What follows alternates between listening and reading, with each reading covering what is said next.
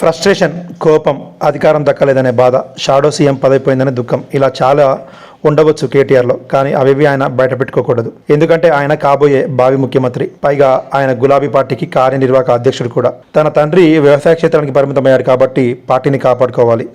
Congress party చేస్తున్న తప్పులను ప్రజలకు, ముఖ్యంగా రైతులకు అర్థమయ్యేలా వివరించాలి. కానీ తను ఏం చేస్తున్నాడు?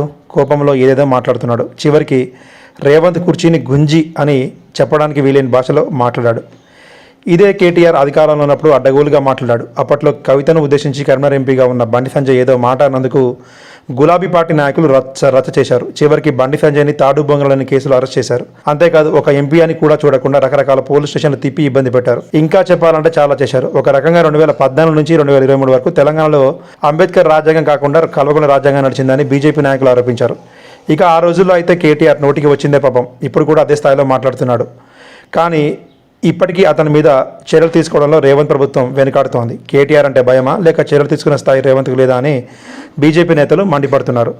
ఒక ముఖ్యమంత్రిని ఉద్దేశించి కూడా కుర్చీని గుంజి అని మాట్లాడుతుంటే ఆ భాషను ఏమనుకోవాలి? ప్రతిపక్ష నాయకుడిగా కోపం ఉంటే దాని చేతల్లో చూపించాలి. ప్రభుత్వం వ్యవహరిస్తున్న విధానాలను ప్రజల్లోకి తీసుకోవాలి. అంతేగాని నోటికి వచ్చినట్టు బూతులు మాట్లాడితే ప్రజలు ఏమాత్రం సహించరు. కేటీఆర్ లాంటి వ్యక్తులు అలా మాట్లాడుతుంటే ఇక కింది స్థాయి కార్యకర్తలు ఎలా మాట్లాడతారో ప్రత్యేకంగా చెప్పాల్సిన అవసరం లేదు.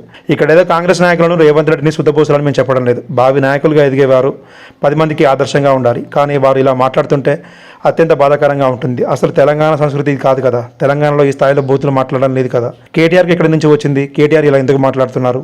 ఇప్పుడు ఇవే ప్రశ్నలను సామాన్య ప్రజలు వ్యక్తం చేస్తున్నారు. మరి వీటికి సమాధానం కేటీఆర్ వద్ద ఉందా? చూసారు కదండి. మరి ఈ వీడియో కనుక మీకు నచ్చినట్లయితే ఒక లైక్ కొట్టేసి మీ అభిప్రాయాన్ని కూడా కామెంట్ బాక్స్ లో తెలియజేస్తూ ఇలాంటి ఇంట్రెస్టింగ్ అప్డేట్స్ కోసం మా ఛానల్ ని సబ్స్క్రైబ్ చేసుకోండి.